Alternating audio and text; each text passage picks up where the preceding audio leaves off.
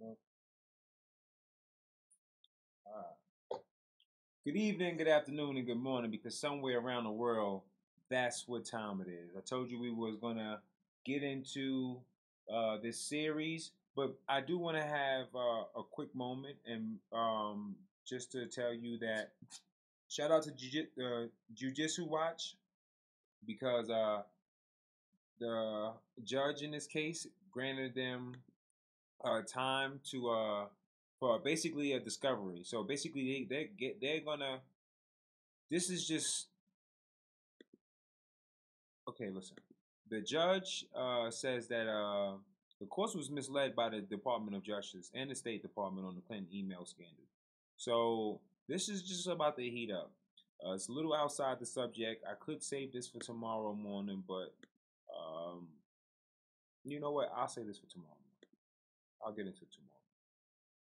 Right now, we're going to start this part one series of the history of the skull and bones. Let's get into it.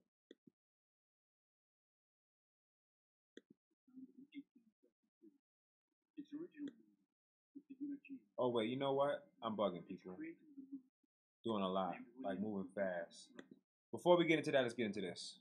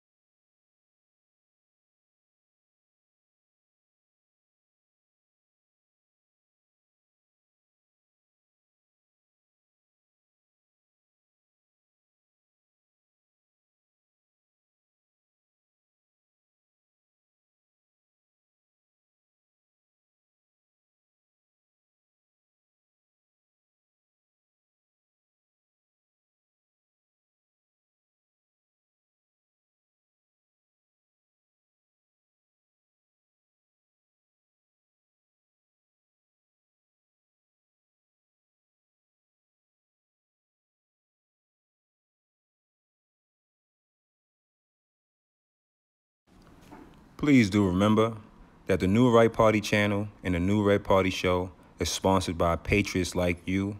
And as long as you're sending these donations, it allows me to create the content that will continue to make these motherfuckers sick. As you were.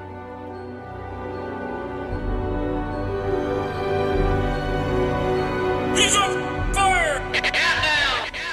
Versus the family and my family entertainment and his team, no sleep. Flossy high and yeah, we made it. The haters keep on hating on the songs that we be making, and I heard they want my soul, Illuminati wanna take it. Versus the family and my family entertainment and his team, no sleep. Flossy high and yeah, we made it. The haters keep on hating on the songs that we be making, and I heard they want my soul, Illuminati wanna take it. CEO, bullshit, paying for the pussy, I endorse it, riding through the city, that's my off.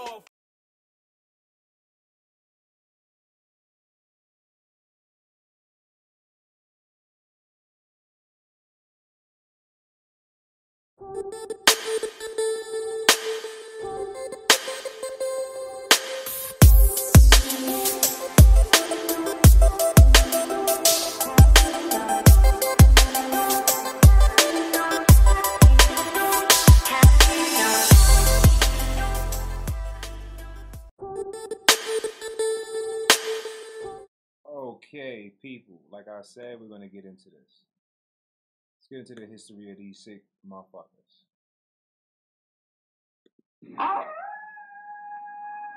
Shout out to Infowars.com. Skull and Bones was founded in 1832. Its original name was the Eulogian Club.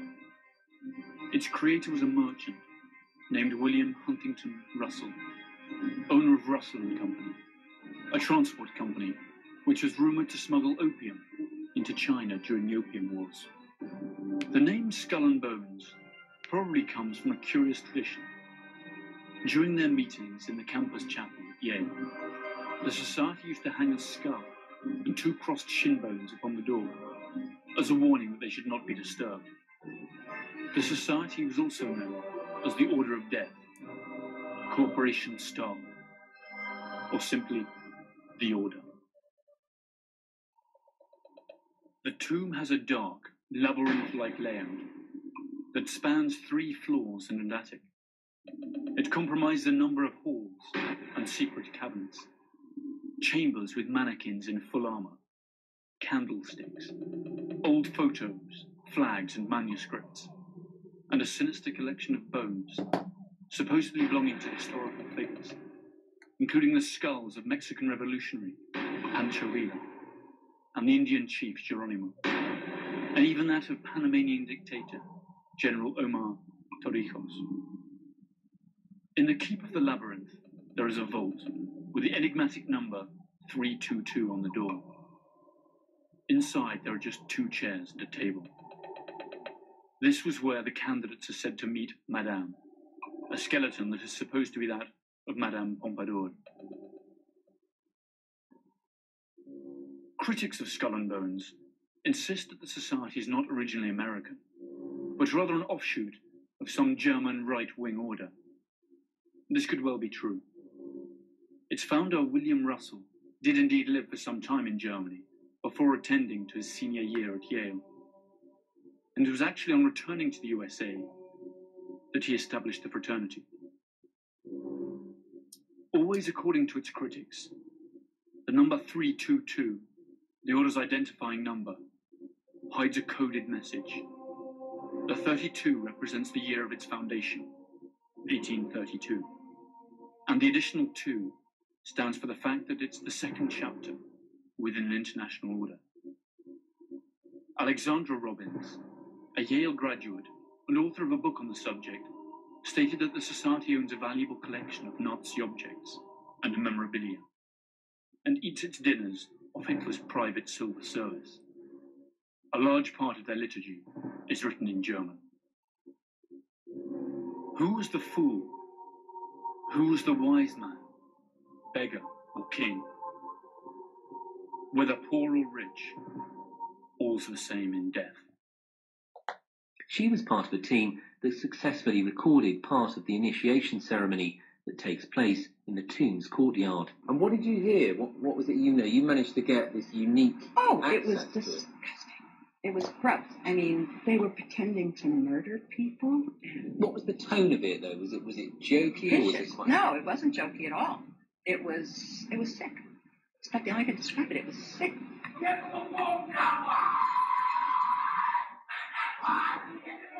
What you're hearing is the first recording ever made of the Skull and Bones initiation ceremony. This has never been broadcast before.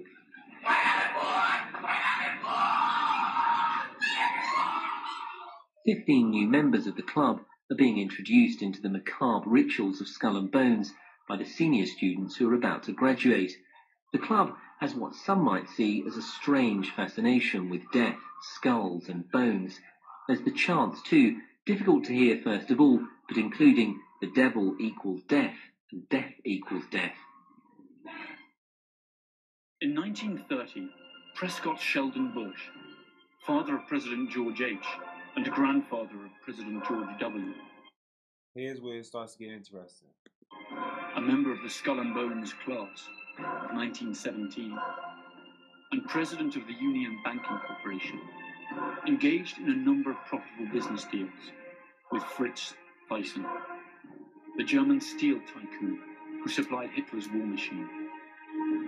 The UBC was closed by President Truman during the Second World War under the Trading with the Enemy Act. In other words, for doing business with the Nazis. Skull and Bones membership certainly has its privileges. At least 3 American presidents were or are Bonesmen.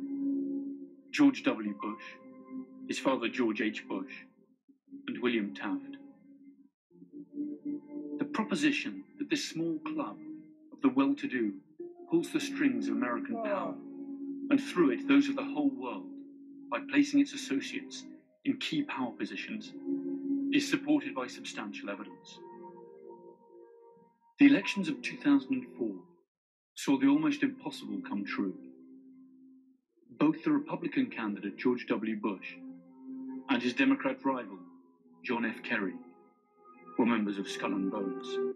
So why is it that Donald Trump is the guy that they don't want in office? He isn't a part of the Skull and Bones. He isn't a part of their secret society of devil worshiping and Nazism. He wasn't one of the puppets picked people. That's to say, prior to running as representatives of parties that supposedly propound opposite political visions, they had both sworn allegiance to the same mysterious principles. And what's worse, they share secrets that are not known to their own constituents. By the end of the 1980s, the scandal concerning the Bank of Commerce and Credit International was making the headlines. The BCCI was accused of laundering drug money and financing terrorist operations. The scandal tarnished the reputation of the US government, since the bank operated freely in America and was a regular contributor to political campaigns. The administration of Bonesman George H. Bush blocked the investigation, which had in any case been entrusted to a Senate commission chaired by Bonesman John Kerry. The BCCI was absorbed by more respectable banks, and the subject was never revived. During their initiation, candidates must recount all their sexual exploits. Finally, they are expected to perform various oaths, kiss some feet, and drink blood.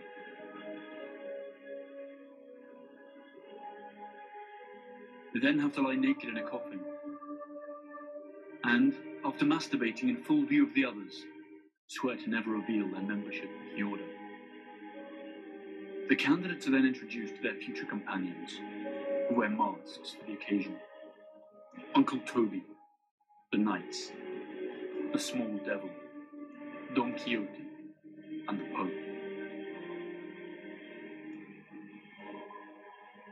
Their ceremony ends with a grand party that lasts for hours. The government of the world's only superpower is packed with Bonesmen. George W. Bush named 11 Bonesman officials in his first government. Add to this various senators, congressmen, and chief justices, directors of the CIA, the Federal Reserve, and directors of banks such as J.P. Morgan Chase and Morgan Stanley Dean Witter.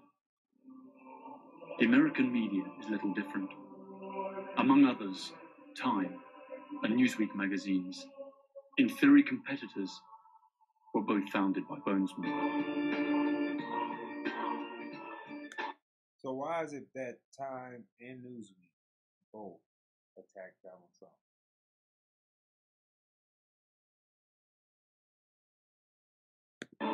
The oldest and most influential families also belong to this select club. Bush, Bundy, Harriman, Lord, Phelps, Rockefeller, Taft, Whitney. It is estimated that there are some 800 Bonesmen alive today, around half of them active and in key positions in the American economy and political establishment. This has been a streaming freedom video from the Eyes Only.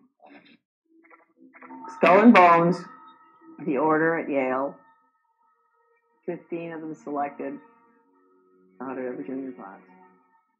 They paid. Wall Street financed Hitler, financed Stalin, creating communism, which is what they did. That's all very bad, and Skull and Bones is all involved in that with the order. They concerned the build-up of the three types of socialism: Bolshevik socialism in Russia, what we might call welfare socialism in the United States, and Hitlerian or National Socialism.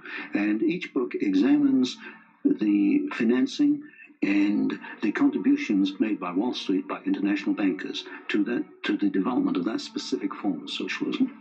It also was involved in changing.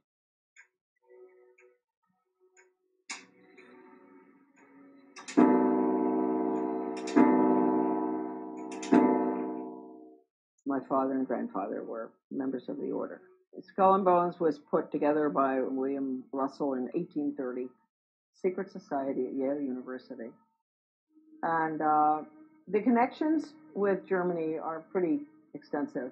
You know, the Illuminati, I think there's got to be, I think that there's a lot of research out there that I haven't even read that is there that does connect it with the Illuminati. And the Illuminati, of course, was Bavarian Marxist society based on destroying the family, destroying the church, which at that time was Catholicism, destroying religion, destroying national entities, boundaries, no more. I have, the Proofs of Conspiracy by Robeson, an original copy of that, and it says right in there, where the order, it's interesting, the order, right?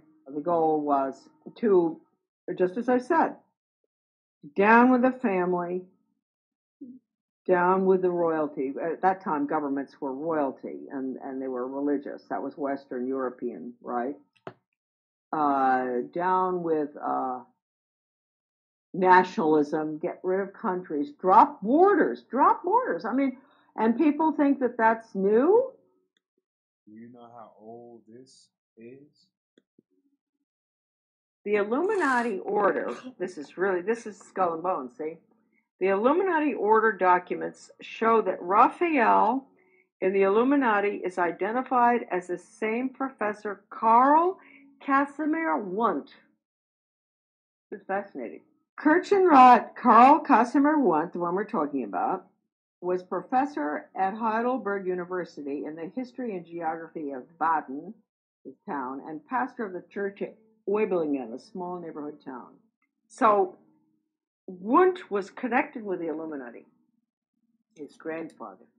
Well, this is the background of Wilhelm Maximilian Wundt, who really trained the American educators in the behavioral psychology, stimulus response training type of Skinner opera conditioning, bells, whistles, all that stuff, which does not teach, it trains for the workforce. Now, this was the order at Yale was directly connected with Wilhelm Wundt. They sent educators over there to study under Wundt. Stanley Hall was the first one to go. This is so important, this stuff here. The Hegelian influence on Hall. Between 1870 and 1882, a span of 12 months, Hall, the American, there's a lot of information on him here too, but I won't go into it. He was connected with Skull and Bones prior to going over. They probably sent him over. Spent 6 years in Germany. And he says, I do not know of any other, this is Hall talking, any other American student of these subjects, philosophy and psychology, who came into even the slight personal contact that was my fortune to enjoy with Hartmann and Fechner. There were psychologists over there as well. Nor of any psychologist who had the experience of attempting experimental work with Helmholtz. And I think I was the first American pupil of Wundt. Now, Wundt is the one we're dealing with, Wilhelm Wundt from Germany. He had the first laboratory, and people think that American psychology and all was, the psychologist studied under Pavlov, that Pavlov was the first. No. Pavlov, interestingly enough, studied under Wilhelm Wundt in Leipzig. The 12 years included in this span as an American pupil of Wundt, more than any other equal period, marked and gave direction to modern psychology. Wilhelm Wundt, 1832 to 1920, professor of philosophy at University of Leipzig, was undoubtedly the major influence on G. Stanley Hall, who was subsequently who trained, all the others, Thorndike, Dewey, and all of them, okay? And he was sent over. Hall, it appears that he had a lot of connections with the order at Yale, and that's why he ultimately ended up going to Leipzig. Modern education practice stems from Hegelian social theory combined with the experimental psychology of Wilhelm Wundt. The Hegelian theory, create the problem, people scream, impose a solution type of thing. And no right, no wrong, too. Whereas Karl Marx and von Bismarck applied Hegelian theory to the political field, it was Wilhelm Wundt, influenced by Johann Herbart, who applied Hegel, the Hegelian dialectic, to education, which in turn was picked up by Hall and John Dewey, and modern educational theorists in the United States. If that's to create the problem, and people scream and pose a solution. That's the Hegel. Wundt is the animal training method that bypasses the brain. What have they been doing? What have I been saying that Democrats have been doing? Students of Hegel labeled his three-part theory the Hegelian dialectic. Students of Karl, as well as some Republicans, Karl Marx call it management by crisis, and it was adopted as a centerpiece of communism. Under Hegel's theory, one type of government or society gives rise to another that is the opposite of this type of government or society. This results in conflict between the two types. He called it the thesis and antithesis, since they are opposites. After thesis and antithesis, ideas battle each other for an extended time without either side winning. Both sides become ready for change. This change, or synthesis, is then brought about by the creation of a third type of government or society. Broken down into its component steps, here's how Hegel's principle works. Step 1, create a problem or conflict. Practitioners will either identify a potential problem or create one out of thin air, then exaggerate it beyond its actual importance. Step 2, publicize the problem and create opposition to it.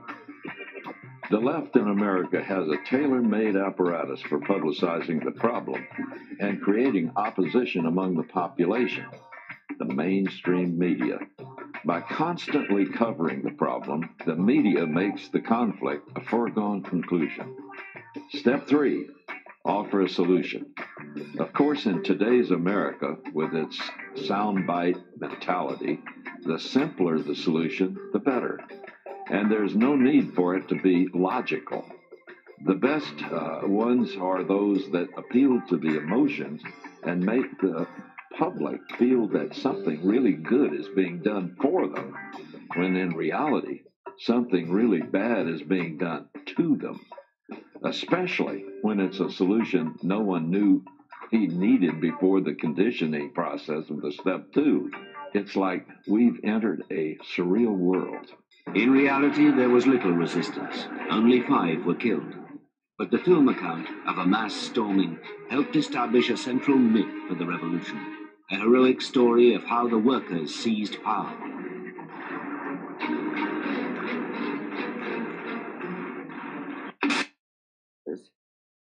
Bush, Bush, Bush, Bush, Bush, Bush. How about it? Let me give you it. There we are. Look.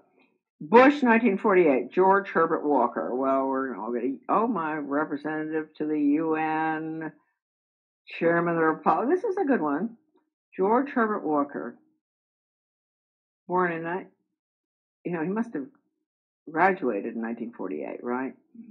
And born 1924 in Milton, Massachusetts, director CIA, Washington, D.C., residence in Washington, and President and Chairman Zapata Offshore Company, 58 to 66, member U.S. Congress, 67-70, U.S. Permanent Rep to the United Nations, Ambassador, 71 to 72, Chairman, Republican National Committee, 73-74, boy, he doesn't give up, does he? Chief U.S. Liaison Office, Peking People's Republic of China, 74-75, Lieutenant, junior grade, U.S. Navy, 42-45, 3 air medals, married January 6 to Barbara, 1945, children, George W., 1968, John E., Neil M., Marvin P., and Dorothy. Yep, okay. Then we have gosh, George Jr., 1968. Born, that was a class. He was born in 1946 in New Haven, resides in Houston, Texas. That's all they have for him. Like, oh, this is an old book, see? Yeah, okay. Then James, I never knew about James, did you? Yeah, he's the brother. Well, I've heard of him. Okay. And I knew about the girl. Yeah. Bush, 1953. Jonathan. Oh, I knew about him. He used to park his car in our garden in Camden before he would go out on sailing trips. Somehow we must have met him. He was very nice, Jonathan. Yeah, he'd be gone for about a month on the island, whatever island, Vinyl Haven or one of them, and he would leave his car in our garage or in our parking lot. And he was a rather nice guy. And then we have Prescott in 1917. That's the year for him. That's important. He was born in 1895. Columbus, Ohio. Died in October 8, 1972, New York, New York. Greenwich, Connecticut Republican Town Meeting, 32 to 52, moderator.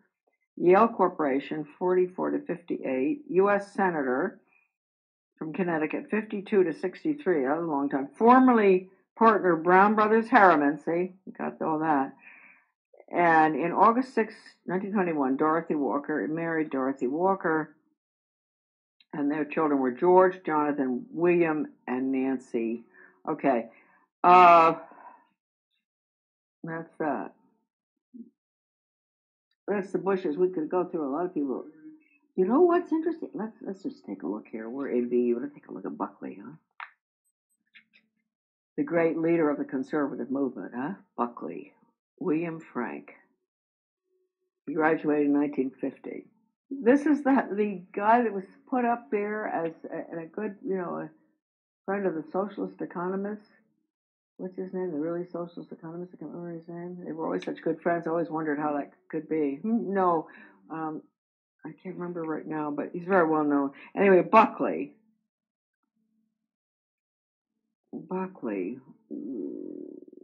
Gosh, there are a lot of Buckleys. There's Christopher Taylor, New York City author, editor, journalist. I wonder if he's related. Chief speechwriter, the Vice President of the United States.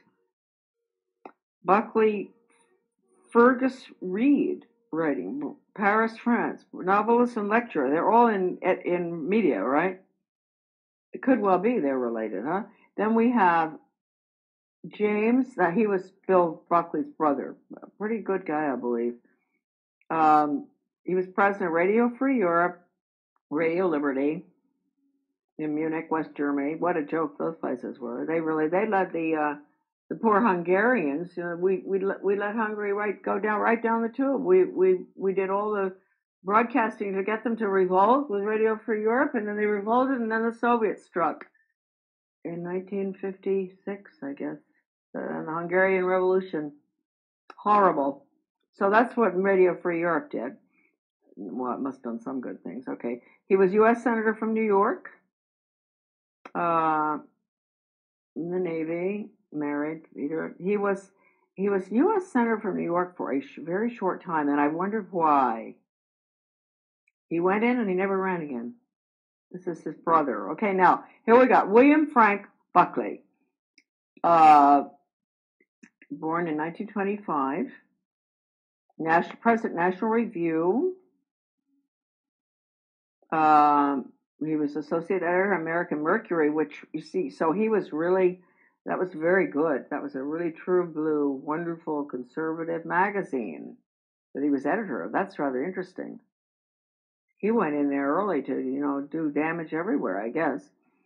Editor-in-chief, National Review, syndicated columnist, TV host, Firing Line, chairman of the board, Star Broadcasting Group, author of several books, appointed by Nixon to 5-member USIA Advisory Committee, 1969, appointed by the President, public member of the U.S. delegation to, 28th General Assembly of the UN.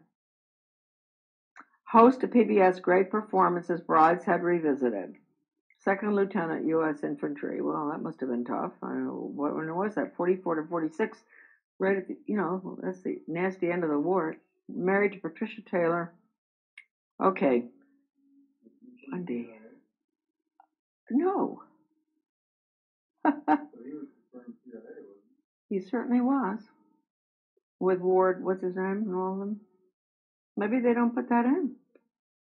CIA, huh? And here we got Frederick McGeorge Bundy. The one. While you were a researcher. I had to fast forward it because I think that we're getting the idea of it, and I want to be able to give you the gist of who that woman was. She was the daughter of. She was the daughter of two Skull and Bones men who worked for the Order, a.k.a. the New World Order. Fellow at the Hoover Institute. Can you give me basically the background of the content of these series? Yes, the series I wrote at the Hoover Institution at Stanford University concerned the transfers of Western technology to the Soviet Union, and essentially it comprised 3 individual books. Each book covers a period of time since 1917. And then you wrote a second series of books on Wall Street. Yes, these were trade books. In other words, they're not academic books. They're written for the general public. They concerned the build-up of the 3 types of socialism: Bolshevik socialism in Russia, what we might call welfare socialism in the United States, and Hitlerian or National Socialism. And each book examines the financing and the contributions made by Wall Street, by international bankers, to the development of that specific form of socialism. Now, in your research and analysis, and your efforts to bring out the facts about what was going on in our society, did you encounter any effort to discourage you, to prevent you from bringing out the background of America's involvement in the financing of international communism? Yes, very definitely. For example, when I was at the Hoover Institution, in 1972, I went to Miami Beach to give some testimony before the Republican National Committee.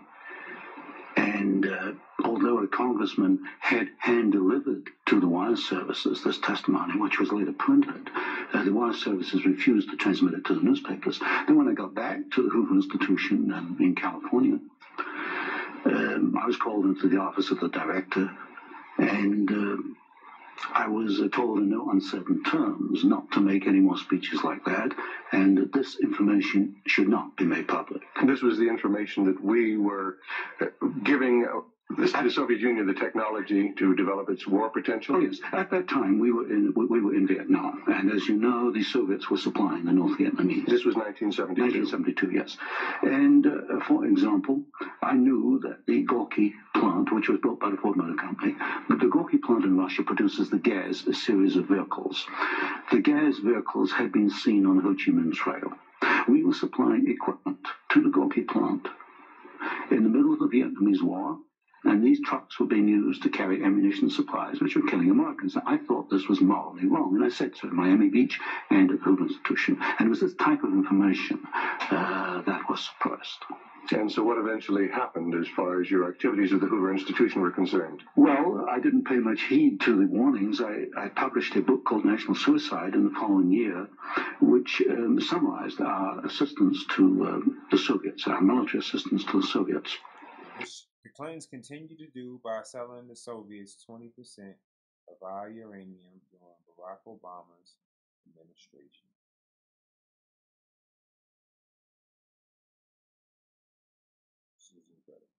And when that book came out, again, there was great pressure to stop the book. There was pressure on both the publishers and me personally. And I felt I couldn't take this, and a few years later, I just left the Hoover Institution. Since 1975, I've been an independent author without any ties whatsoever. Let's go a little bit into the background of the financing of the German war machine that we fought in the period 1941 to 1945. Could we start, first of all, with the original financing of Hitler between 1922 and 1923, when he was first making his effort to come into prominence in Germany? The original financing of Hitler, that's in the years 1922, came only partly from Germany. One of the most prominent Americans concerned with financing Hitler was Henry Ford. In fact, Henry Ford received a medal in 1938 for his assistance to the early Nazi Party. Then, of course, Hitler had his attempted push in 1923. He went to jail, and then we began another era in the rise of Hitler. Right, and of course, he eventually came to power in 1933 by the electoral process. What about the financing of Hitler's electoral activities in 1933? This I can trace. I have traced it very exactly. I discovered amongst the Nuremberg records a series of bank transfer slips to the Delbrück-Schickler Bank in Berlin to an account which was under the control of Rudolf Hess. And this was the fund that was used to finance Hitler's access to power in March 1973. And amongst the corporations that transferred money to Hitler, I find not only R.G. Farben, which is quite widely known, but also German General Electric, a.k.a., which is under the control of General Electric in the United States, or was at that time, and companies like Osram and... Now, what was the tie-in between Osram and General Electric? The tie-in was a share tie-in. International General Electric in the United States had controlling interest in German General Electric and also through share interlocks, a controlling interest in Osram in Germany. So then we have Ford and we have General Electric helping to finance Adolf Hitler's rise to power. Were any other large American corporations involved? Very definitely. Standard Oil, through its technical association with I.G. Rockefeller, Standard Oil. Farben, for example, Germany could not have gone to war in 1939 without tetraethyl. You need tetraethyl to raise the octane value of aviation gasoline. Germany had no means of doing that. This was developed in the ethyl laboratories in the United States and transferred to the Germans. Standard Oil came up with the hydrogenation idea, which was very essential for Germany in the 1930s, because to raise the quality of its gasoline for aviation purposes, this was transferred to the Nazis. And ITT, for example, International Telephone and Telegraph, was very intimately associated with the Nazis through Dr. Schroeder, who was head of the ITT subsidiaries in Germany. And ITT controlled companies which made not only electrical instruments, but also the Focke-Wulf plant, which made airplanes, fighter airplanes. So what you're suggesting then is that American corporations were helping to finance the German industry that was building up the war potential? American corporations, only a few, not many, financed Hitler through their subsidiaries. They transferred technology. They transferred material assistance, for example, stocks of tetraethyl before the Germans could manufacture it under the joint manufacturing agreement with the United States. And also they financed this. For example, Standard Oil financed in 1933 the development of the gasoline industry in Germany, which was needed to fight World War II. And that's a very interesting point. Could you go a little bit into the background of where Germany got its oil to fight the Second World War? Because certainly Germany doesn't have oil resources. Germany does not have oil resources, that's true. It used in World War II synthetic oil, which it got from coal. And the basic technical processes for the development of oil from coal came from the United States, essentially from the Standard Oil laboratories, which had this technical assistance agreement with I.G. Farben. And because I.G. Farben contributed something like 60% of the explosives needed by the German Wehrmacht, probably about 40-50% of the gasoline needed by the Wehrmacht and by the German Air Force, the Luftwaffe. And was there a definite interlock between I.G. Farben and Standard Oil? The interlock was at the technical level, the exchange of patents. It was through a financial technical assistance agreement. There were other interlocks with the United States through a subsidiary, I.G. Farben, in the United States. But with Standard Oil, the interlocks at the technical and financial level. And is it a fact, it's been stated, that there were members of the board of directors of Standard Oil who were also on the board of directors of American I.G. Farben? Yes, Walter Teagle is one name that comes to mind. Well, there were several directors. Was there an interlock with Ford between I.G. Farben and American I.G. Farben and the Ford Motor Company? Not that I can recall, not offhand. Now, what's the relationship between the Trilateral Commission and the Council on Foreign Relations? Well, of course, the Council on Foreign Relations is a much older organization founded in 1920. I did a study. Used then for warfare in South Vietnam? We knew that the Karma plant had military potential. In 1972, I wrote it in National Suicide. I said as much in Miami Beach in 1972. This plant has military potential. It can produce military vehicles. We knew it. And of course, today in Afghanistan, we find that the Karma vehicles that are there in Afghanistan today from the Karma plant built by American and Italian companies. And it was after you brought out this information that efforts were made to suppress your book, National Suicide, and your other studies? Yes, because I was bringing out the fact that the Karma River plant had military potential, that we were moving the missiles with the Bryant chucking grinder equipment, and of course other facts along these lines. And what sort of pressure was brought to bear upon you? What sort of pressure was brought to bear upon the publisher of your book, National Suicide? There was pressure on the publisher to prevent publication, to stop publication. He refused to do so. There's pressure brought upon me first to withdraw the book, and then a rather deceitful sort of pressure. It was claimed at the Hoover Institution that I had plagiarized Volume 3 of my Western Technology series, which was being published by Stanford University. Well, first I challenged them to point out the plagiarization, and nobody could find even two sentences that matched up. But then I pointed out that I cannot plagiarize my own work. I hold the copyright on both books, and nowhere in the world can I plagiarize myself. That's a logical impossibility.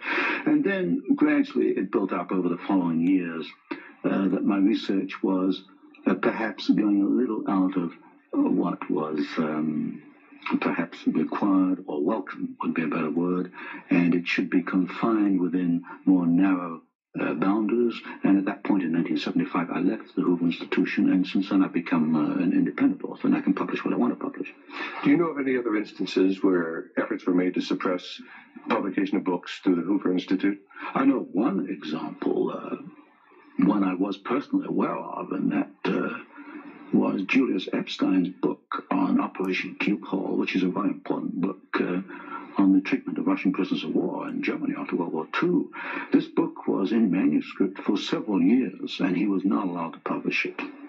I heard that firsthand from Julius. About 1/3 of the trilateral American foundations, Kettering Foundation, Danforth Foundation, Ford Foundation. Ford Foundation is a very major contributor.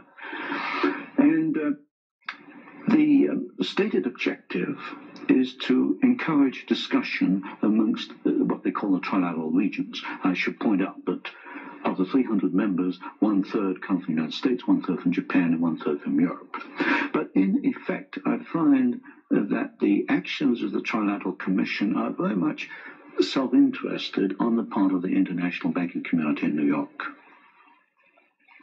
Now, as far as the Trilateral Commission's influence on the American government is concerned, it's been said that there is a very excessive representation of the Trilateral Commission in Jimmy Carter's cabinet and in Jimmy Carter's administration. Well, excessive is rather an understatement. I think there's some 200 million people in the United States. There are only 77 trilateral members who are American. Out of that 77, I counted no fewer than 18 trilateralists. That's about 1/3 of the trilateral American trilateral contingent turns up in the Carter administration. Mr. Carter himself was a trilateral, Mr. Mondale, Mr. Brown, Mr. Vance, Mr. Blumenthal, Mr. Brown, Secretary of Defense. In other words, they occupy all the senior cabinet and sub-cabinet posts. In fact, there's some key committees, intelligence and defense committees, which are only comprised of trilaterals. So here you've got 77 Americans selected by one man, David Rockefeller, who's chairman of Chase Manhattan Bank. And we find that they turn up in the key controlling positions in Washington under the Carter administration. And would this suggest to you that perhaps we do not select the government, that it is selected by these people who work behind the scenes? You can come to no other conclusion. If you look today at who's running for office, you find Mr. Bush is a trilateral. You find Mr. Anderson is a trilateral. Mr. Carter is a trilateral.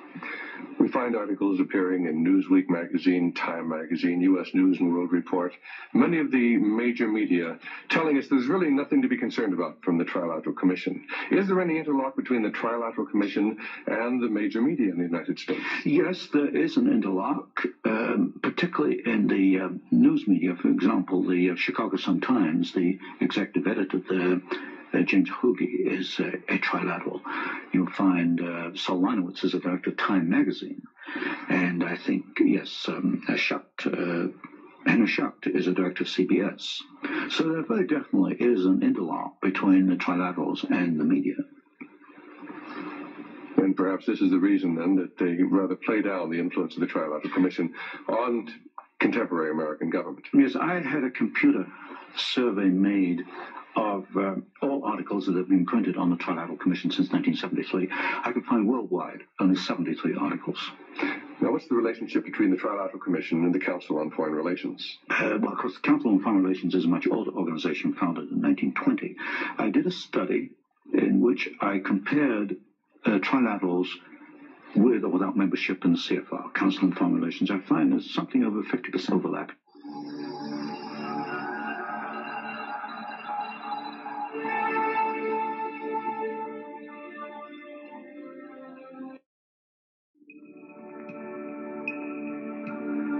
You can roughly locate any community somewhere along a scale running all the way from democracy to despotism.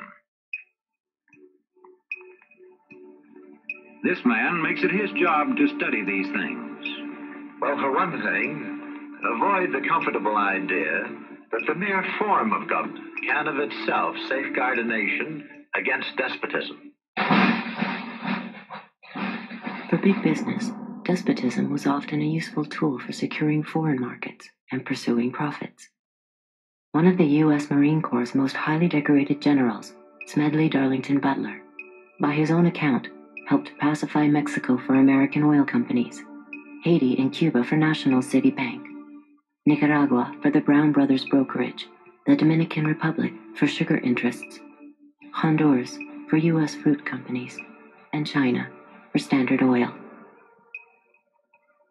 General Butler's services were also in demand in the United States itself in the 1930s, as President Franklin Delano Roosevelt sought to relieve the misery of the Depression through public enterprise and tougher regulations on corporate exploitation and misdeeds.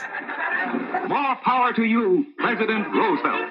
The entire country's behind you, thrilled with hope and patriotism. But the country was not entirely behind the populist president. Large parts of the corporate elite despised what Roosevelt's New Deal stood for. And so, in 1934, a group of conspirators sought to involve General Butler in a treasonous plan. The plan as outlined to me was to form an organization of veterans, to use as a bluff or as a club at least, to intimidate the government. But the corporate cabal had picked the wrong man. Butler was fed up with being what he called a gangster for capitalism.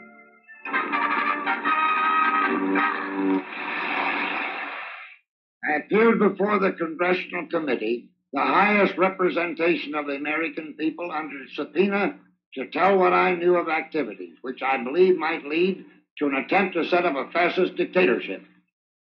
The upshot of the whole thing was that I was supposed to lead an organization of 500,000 men, which would be able to take over the functions of government. A congressional committee ultimately found evidence of a plot to overthrow Roosevelt. According to Butler, the conspiracy included representatives of some of America's top corporations, including J.P. Morgan, DuPont, and Goodyear Tire.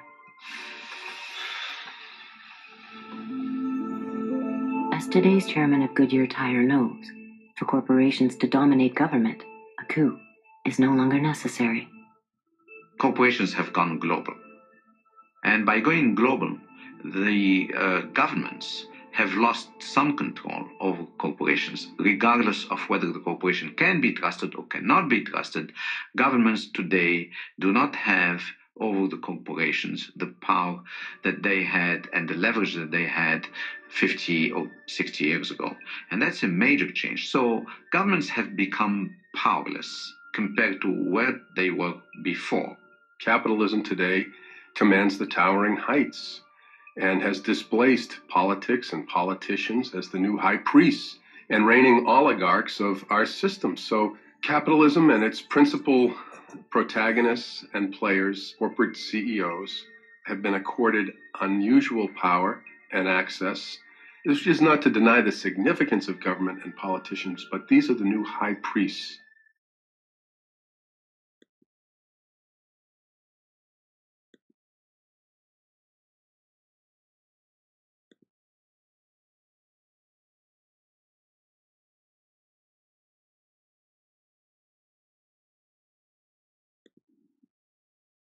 It was that Benghazi case.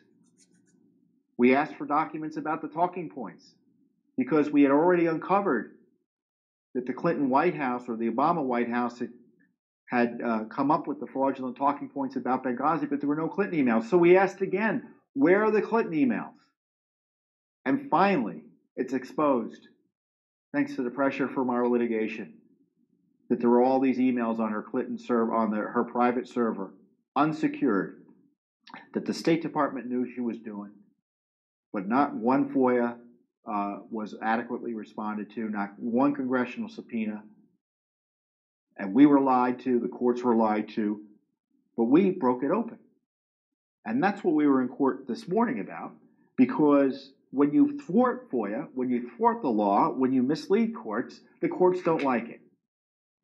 And typically under the Freedom of Information Act, the litigation is straightforward. You have questions about documents, you sue, the government comes back and say, we'll give you the documents by this date. We complain it takes too long. Sometimes the courts agree with us, sometimes they don't. We get the documents, some documents are withheld.